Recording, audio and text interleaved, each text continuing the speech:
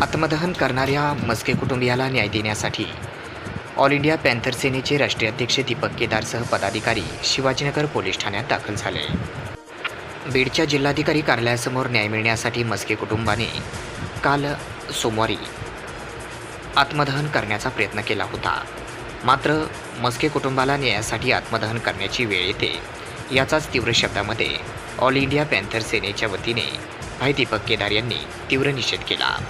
आज मंगळवार दिनांक 27 ऑगस्ट रोजी सकाळी 11:30 वाजता त्यांनी शिवाजीनगर पोलीस ठाणे येथे संबंधित कुटुंबाला न्याय देण्याची मागणी केली. संबंधित मस्के कुटुंबाला तात्काळ न्याय देण्यात यावा या मागणीसाठी ऑल इंडिया पॅन्थर सेनेचे राष्ट्रीय अध्यक्ष दीपक केदार यांच्यासह त्यांचे पदाधिकारी व नागरिक शिवाजीनगर पोलीस ठाण्यामध्ये आक्रमक झाले होते व संबंधित कुटुंबाला तात्काळ न्याय द्यावा अशी मागणी शिवाजीनगर पोलीस ठाण्याकडे ऑल इंडिया पॅन्थर सेनेचे दीपक केदार यांनी केली.